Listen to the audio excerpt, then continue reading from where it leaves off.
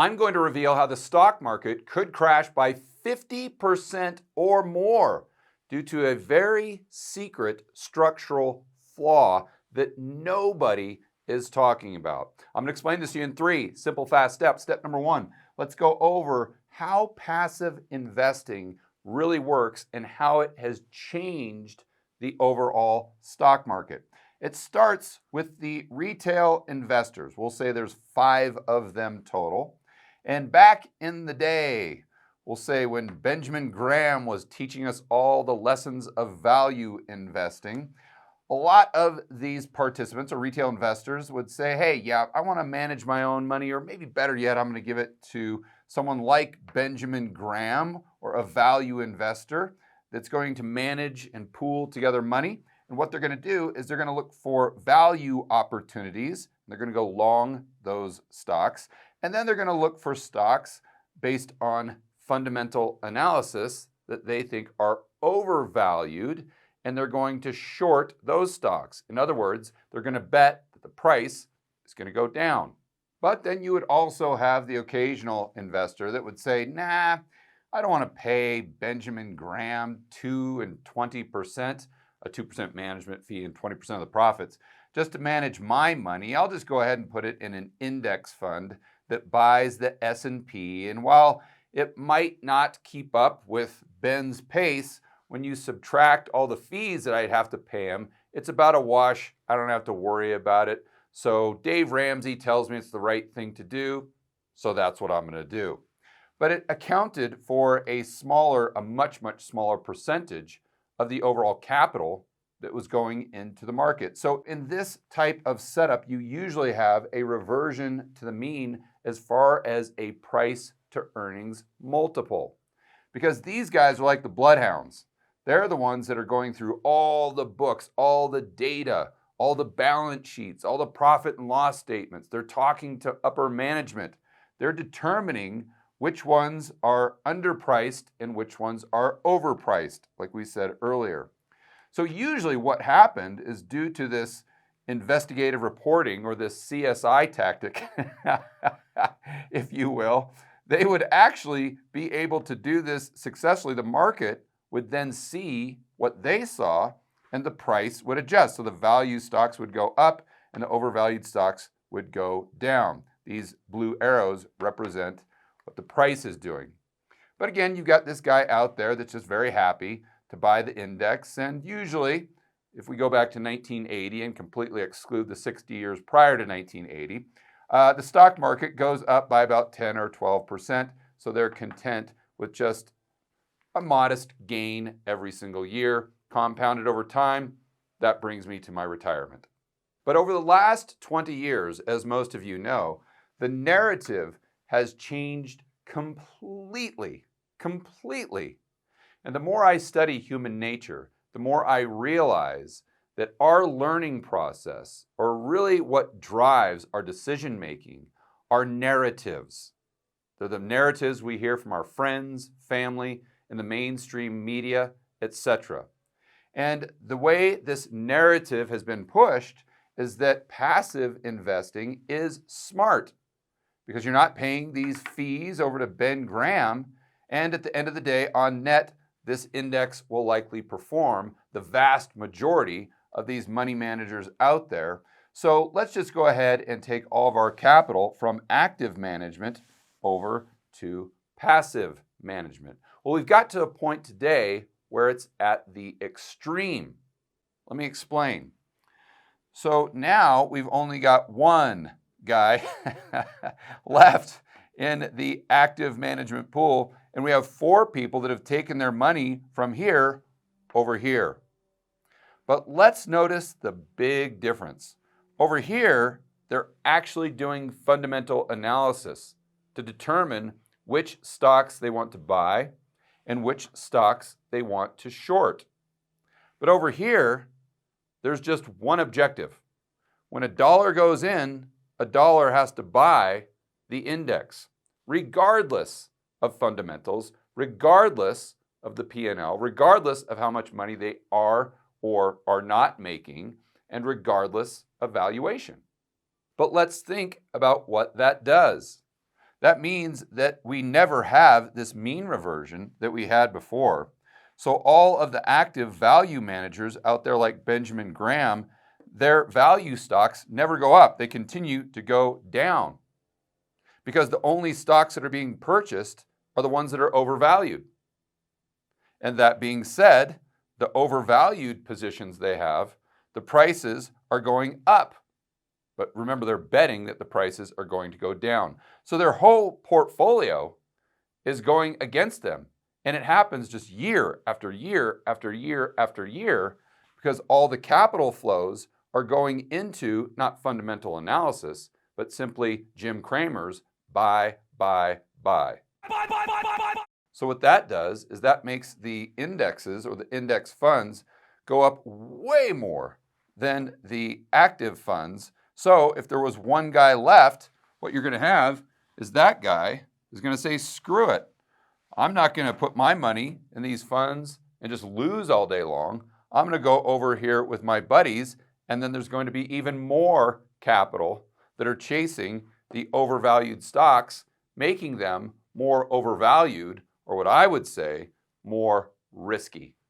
To understand this dynamic even better, let's cut to a recent podcast episode of Masters in Business, where Barry Ritholtz is interviewing David Einhorn. I view the markets as fundamentally broken. Like the fundamentally broken. That's a big statement. Passive investors have no opinion about value. They're going to assume everybody else has done the work.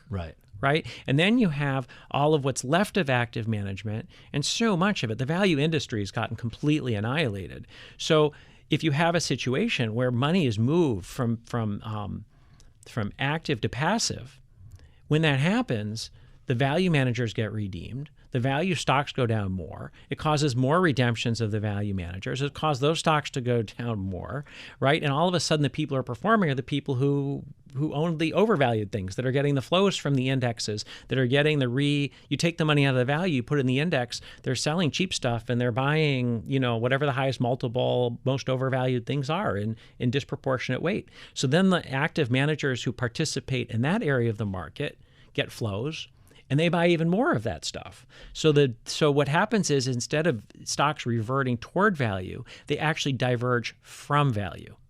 And that's a change in the market, and it's a structure that means that almost the best way to get your stock to go up is to start by being overvalued. Step number 2. Now let's go over how the S&P 500 has basically turned into a Ponzi scheme. Now, I know a lot of you right now, especially if you watch Dave Ramsey or you have a 401k or you followed that narrative that we talked about in step number 1, are looking at this and saying, okay, George, now you have gone too far, implying that the S&P 500 has changed to such a degree structurally that it's completely broken, like David Einhorn says, to the point where now it's a Ponzi scheme. Now you've really put on the tinfoil hat. Okay, fine. Editor, go ahead and throw up the definition of a Ponzi scheme. According to Investopedia, it's a fraudulent scheme that involves paying existing investors in a non-existing enterprise with the funds collected from new investors. Okay, well, let's just go right back to a review of how passive investing works. So let's say we've got 3 people that put it into this fund. The fund does no fundamental analysis whatsoever. It just buy, like Jim Cramer tells us to do. So these initial investors pay, let's just say, $50 per share for this index fund. Okay, great. So then what happens is a 4th investor comes in, puts more money into the pool. So what has to happen?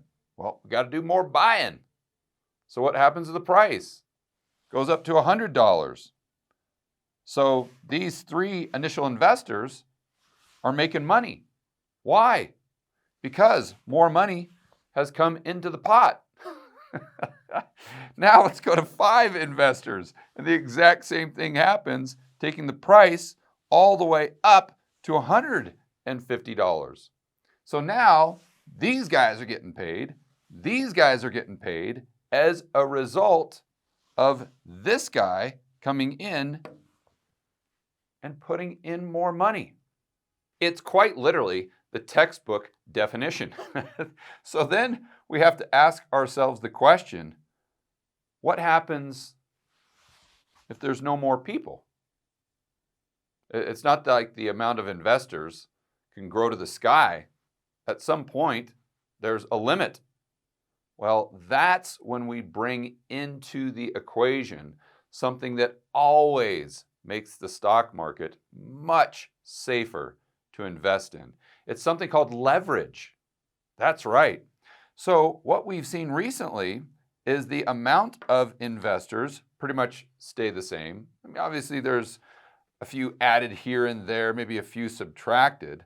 But what they have done, these participants, have gone out to the banksters and said, hey, we're all out of money, but we want to put more money into this fund to make the share price go up. So the banksters say, yeah, okay, we'll do that. We'll go ahead and let you borrow the money.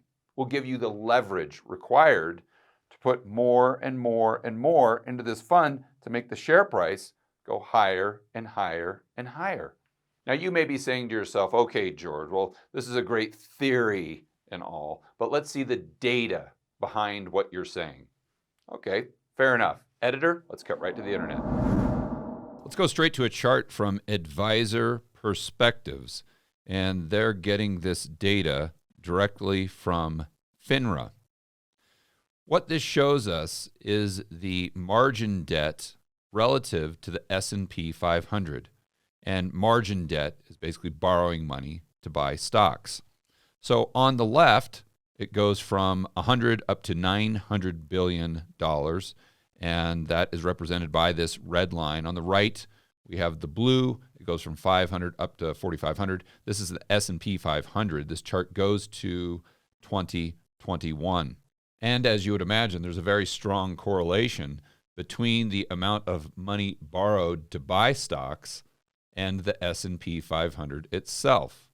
It goes back to the Ponzi scheme, where just more and more retail investors are buying into this narrative, but they're not just buying into the narrative with the money they have, they're buying into the narrative with money they are borrowing, which obviously makes it much, much more risky.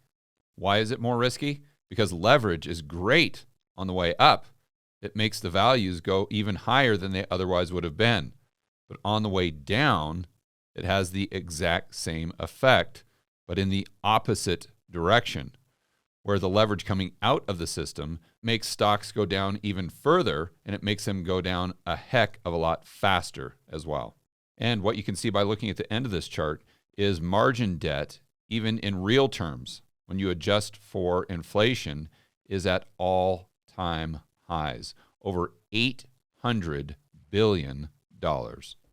Here's another interesting chart from wolfstreet.com. It doesn't show the aggregate total of margin debt, but it shows the year-over-year change. And at the end of 2021, we're at the WTF stage. And we also see specific examples of this in the news. I got this from my good buddy, hedge fund manager Chris McIntosh the other day. And look at these headlines. Straight from Barron's, largest U.S. pension bought up Intel and NVIDIA. Perfect examples of what David Einhorn is saying, overvalued companies being more and more overvalued just simply through capital flows. And you ask, okay, George, well, where are they getting the money to do this? Well, I'm sure a lot of it's coming directly from their fund, but skipping over to the next article from the Financial Times, we can see a lot of it is due to leverage, borrowing to buy these shares. The headline here is U.S. pension funds worth $1.5 trillion add risk through leverage. Step number 3. So what is the end game? This may seem very complex, but it's actually very simple once we start with a few assumptions. Number 1, I don't think anyone would argue that most of the market today is passive investors. And the only thing that a passive index fund cares about is $1 coming in means $1 of buying XYZ shares. There is no fundamental analysis whatsoever. And the more money we have coming into the index fund, the more they're going to buy. The more they buy, the higher the share price is going to go. Like I said, I don't think anybody would dispute this. So let's go through this step by step. We know that the reason the price got up to $150, using this example from step number 2, is because we had more and more investors putting more and more money into the fund. But the reason it went up to $300, let's say, is because these investors, quote unquote, call them gamblers, went out and borrowed more money, and therefore that made the price go from $150 up to $300. But this borrowing is predicated on what entity or what network, what system? We talk about it all the time on this channel. It would be the banks. The banks are the ones that are creating the additional currency units by lending them into existence. And that's what gives the purchasing power to these retail investors to go ahead and drive the price higher and higher and higher in this S&P 500 Ponzi scheme. But for a moment, let's assume the banks decide, yeah, you know what, this is getting a little too risky. Let's not lend anymore. And all of the leverage, poof, goes away. It evaporates. Very similar to what we saw during the GFC. All right, well, if that's the case, this $300 goes straight back down to $150 because all the borrowing and therefore the currency units that created that price increase are now gone. But what is that going to do to the mindset of these 5 people who still have money in the fund? They're going to see their share price just get cut in half, or their net worth, their portfolio just get cut in half. And at least one of them is going to say, you know what? I don't want to play this game anymore. I'm going to take my $150 and I'm going to buy a treasury, or I'm going to put it in a money market fund. I'm going to do something else with it. So what happens is we go from the 5 back down to 4. So share price goes from 150 to 100. Now, obviously, these are just hypothetical numbers. I'm just using them to explain the concept. But then what happens is the price goes from 300 to 150 to 100, and one of these guys says, you know what? No way. I'm taking my money and I'm going elsewhere because $100 is where I bought in, for heaven's sakes. And I don't want to lose money on this deal. So then the price goes right back to $50, but most likely these investors do the exact same thing. And you may be saying to yourself, but wait, George, the fund manager is going to see this value opportunity and they're going to come in and buy. No. That was the Benjamin Grahams of the world. Remember, they're no longer in business. The only decision-making these guys make as to whether or not to buy or sell is if there's a dollar that comes in, they buy. If there's a dollar that leaves, they sell. That is the extent of their analysis. So if the banks stop lending, you can see how the stock market could crash, and it could crash in a very short period of time. So then the next question becomes, okay, George, well, why on earth would the banks stop lending?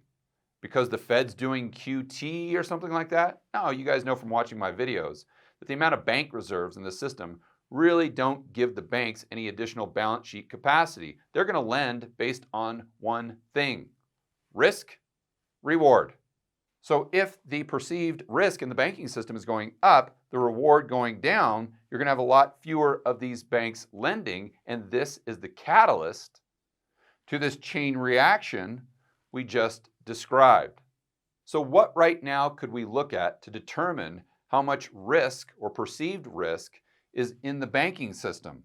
What evidence do we have? What data? Well, first and foremost, the yield curve is inverted, and this has predicted a recession almost every single time going back to 1950. And you know the banks are watching that like a hawk. In fact, the banks are probably one of the main reasons why the curve is inverted, because they're piling in to safe liquid assets. They would rather take their capital, their cash, let's say, and buy a treasury because it's safe, it's liquid, as opposed to lending that out to a pension fund to buy stocks. And let's not forget about commercial real estate. We know that this is a bubble that is in the process of bursting. And it's a huge, huge bubble. It's impacting the balance sheets of a lot of these regional banks that will create an environment where there's more perceived risk in the entire banking system, even with the big mega banks themselves. And of course, the elephant in the room is we are in the process of what even the mainstream media will admit is a banking crisis. These banks are going bust. We've got Silicon Valley Bank, Signature Bank, First Republic. We've got Credit Suisse. We just had the share price of New York Community Bank absolutely collapse. The regionals are getting crushed. And by the way, the Fed is ending the BTFP, which is their bailout of the banking system, March 11th. So I think it's pretty obvious to say, in fact, we can say this with 100% confidence, that the amount of perceived risk in the banking system is not just going up, it's skyrocketing. And if we just connect some of these dots, we can see how the S&P 500, or the level of the S&P 500, is driven by leverage, which is driven by the banks, which is driven by the amount of perceived risk in the system. So you'd have to conclude that there's an inverse relationship between this perceived risk and the level of the S&P 500 over the long run. But the key there is because the structure of the market has fundamentally changed, because the market is broken, like David Einhorn says. This process that we just went through can play out not over the span of 5 years, but over the span of 5 months, maybe even 5 weeks, potentially even 5 days. Let me be very clear. I'm not making a prediction in this video. What I'm trying to do is help you understand how the mechanics work. I'm trying to show you the risks that are hidden underneath the surface that nobody really talks about, so you can come to your own conclusions as to what you think the probabilities are that we do have a stock market crash in 2024 or maybe 2025. So if you're wondering how to financially navigate these treacherous waters, I can't give you any investing advice, but what I can do is show you what I am doing to bulletproof my own portfolio for 2024 and beyond. You can get access to this video report at georgegammon.com/2024. Again, that's georgegammon.com/2024.